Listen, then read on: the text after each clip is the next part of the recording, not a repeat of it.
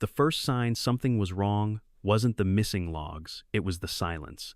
The kind that hits you harder than a slammed door. I stepped onto my property, expecting to see 100 pristine Douglas fir timbers stacked by the lake.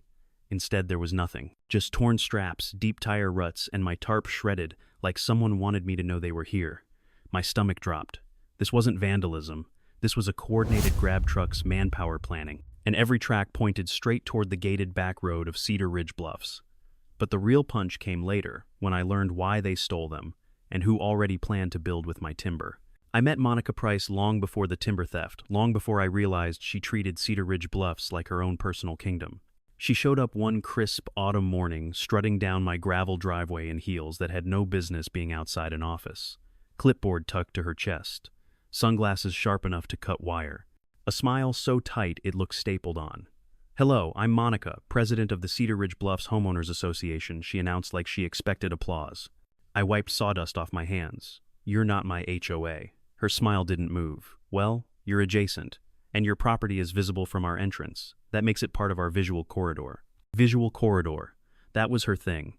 She acted like anything she could see was under her jurisdiction. My sawmill, my tractors, even the old shed my grandfather built. She'd send letters about aesthetic harmony and community standards as if my land were a misbehaving child she planned to discipline. And if there's one thing Monica hates more than an eyesore, it's a man she can't control. I should have realized that day the way her eyes lingered on my equipment, the way she scanned my land like a blueprint that she wasn't visiting to introduce herself. She was scouting, and I had no idea she was already planning something much bigger. I didn't inherit money or a fancy last name, just 12 acres of stubborn land on the edge of Redstone Creek, and a small sawmill my grandfather carved out of the pines with his own hands. Most folks moved to Cedar Ridge Bluffs for the manicured lawns and wine-tasting socials. Me, I stayed because the Hayes property was the one place where I could breathe. Trees, tools, sawdust quiet, no committees, no neighbors measuring your grass height like it was national security. I grew up helping my grandfather mill timber. He taught me to read grain like some people read music, to fix anything with a wrench and a bad attitude, and most of all, mind your land, Logan. And don't let anyone push your fence for you. I thought that was just old-timer wisdom until Cedar Ridge Bluffs showed up. The subdivision wasn't always there. It sprouted up about 10 years ago, stucco homes, identical mailboxes, enough HOA signs to make a man nervous. At first, we coexisted fine. I worked my mill sold lumber to contractors lived simple. They lived curated. Then the letters started. One envelope after another printed with the Cedar Ridge logo. Please repaint your workshop to neutral tones. Please screen heavy equipment from the community entrance. Please remove visual clutter. Visual clutter. That's what they called my grandfather's shed. I ignored every letter. I wasn't in their HOA. I wasn't under their jurisdiction. But ignoring Monica Price only made her more determined.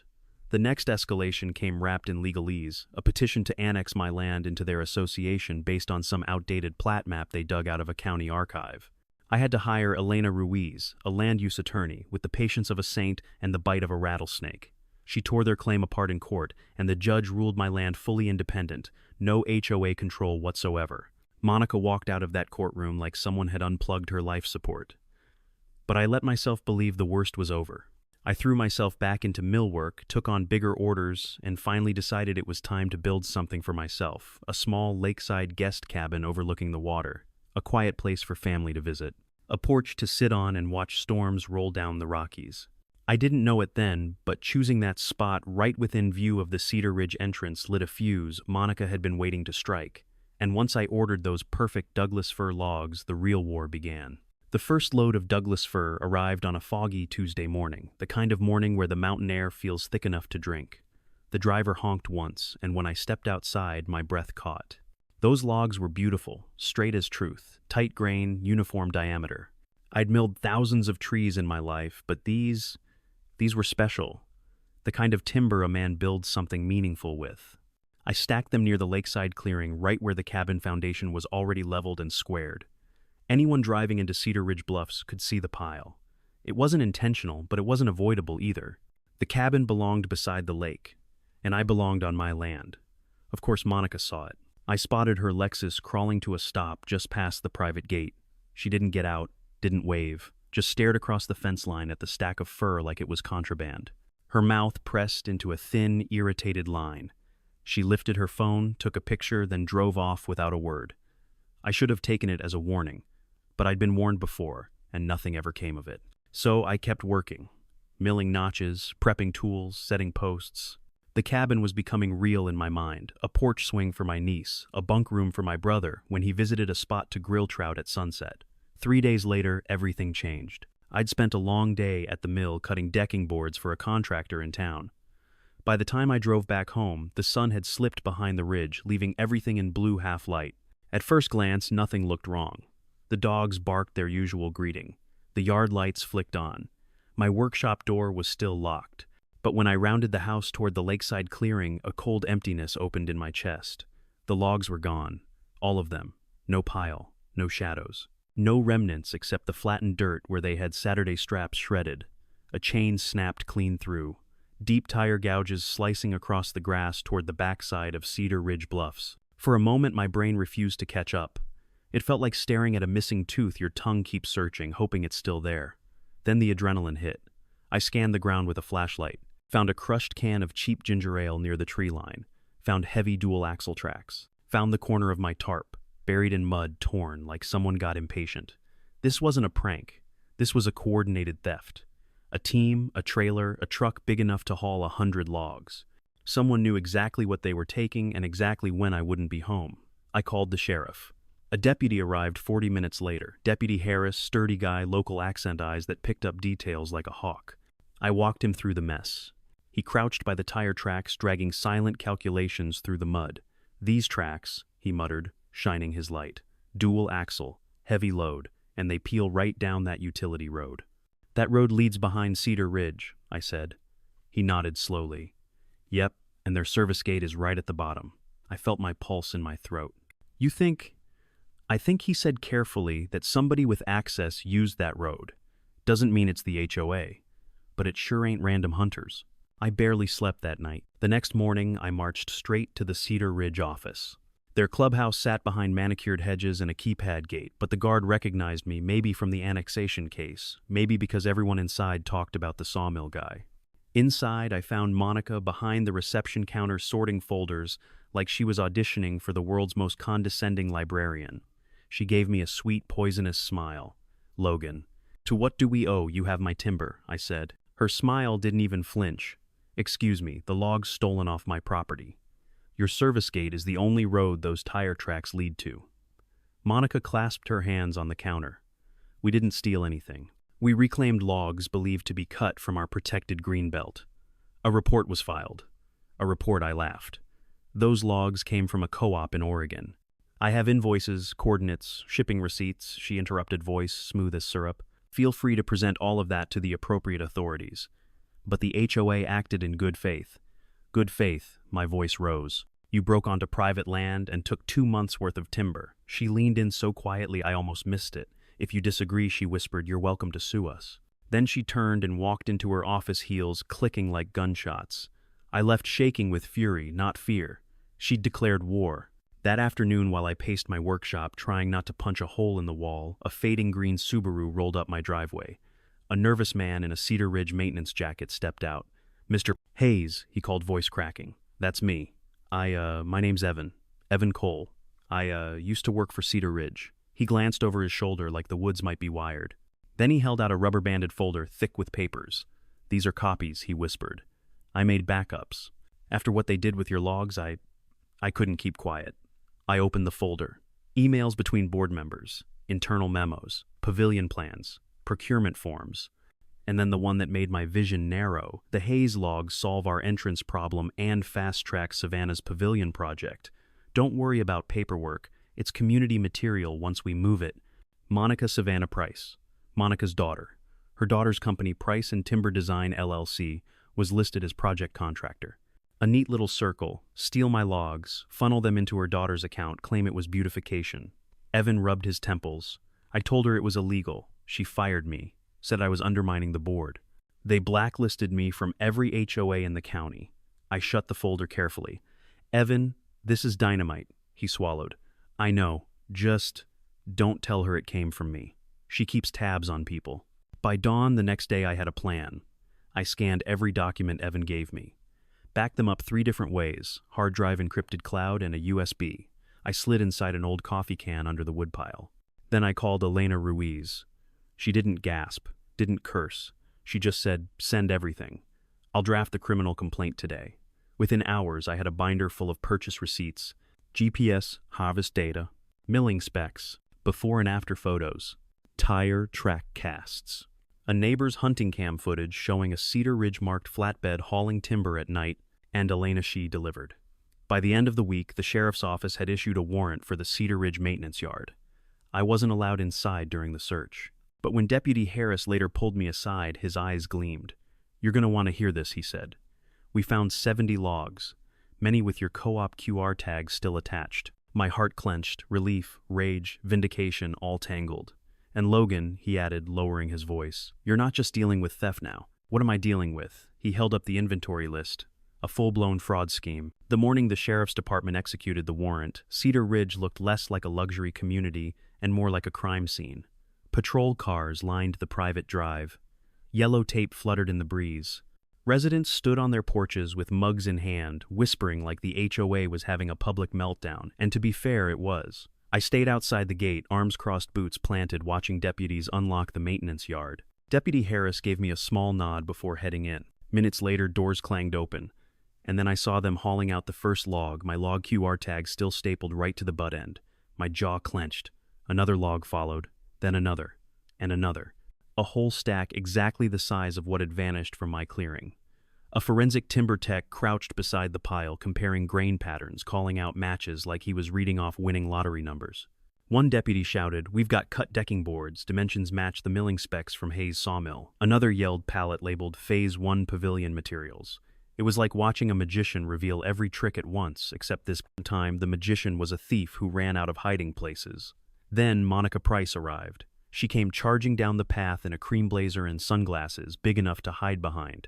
The moment she reached the tape line, she launched into her speech. "This is a misunderstanding," she said loudly, for the deputies and the gawking residents. "These logs were secured on behalf of the HOA due to a complaint of illegal harvesting. Ma'am Harris cut in, we have chain of custody documents and tracking codes. This timber is verified private property." Monica's jaw twitched. "Well, I was told." "By who?" Harris asked. She opened her mouth, but nothing came out. For the first time since I met her, Monica Price looked unsure, small, like her polished world was cracking along the seams. But the real explosion didn't happen at the search site. It happened 2 nights later inside the Cedar Ridge clubhouse, the same moment from the hook. The HOA called the meeting to address misinformation. I guess they hoped a microphone and a fresh coat of confidence could clean up felony theft. The room was overflowing, residents packed shoulder to shoulder, phones out, voices tense. People were angry, really angry, because by then word had spread that HOA dues helped fund a pavilion project tied to Monica's daughter. Monica took the podium first, voice syrupy calm. "There has been confusion," she said. "Our actions were taken in the community's best interest," and I stood. Her eyes flashed sharp. "Mr. Hayes, you do not have the floor." I walked to the mic anyway, pulled the small Bluetooth speaker from my jacket and placed it down. "You're right," I said. "I don't have the floor." I pressed play. Monica's voice filled the room, cold and unmistakable. "Use his timber. No one's going to trace a few trees. We need the pavilion done before the vote Savannah can bill out once the logs are moved." The reaction was instant. Gasps. Shouts. A woman near the front slapped her meeting packet closed and stood up. "Are those our dues? Going to your daughter's company?" A man in tennis whites yelled, "This is fraud." Papers rustled. Phones started recording. Someone shouted, "Vote her out." Monica stammered into the mic, trying to spin it. That recording is taken out of context, but nobody was listening anymore.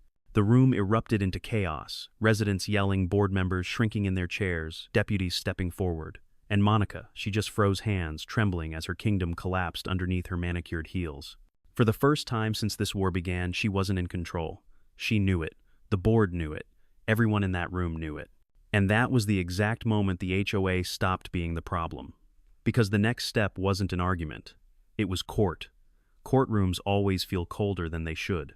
Maybe it's the fluorescent lights or the fact that everyone's pretending to stay calm while waiting for someone else's life to detonate.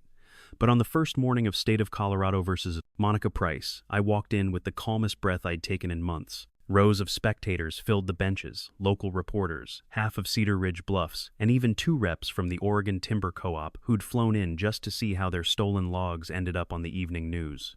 Evan sat quietly in the back, hands folded like a student waiting to be called on.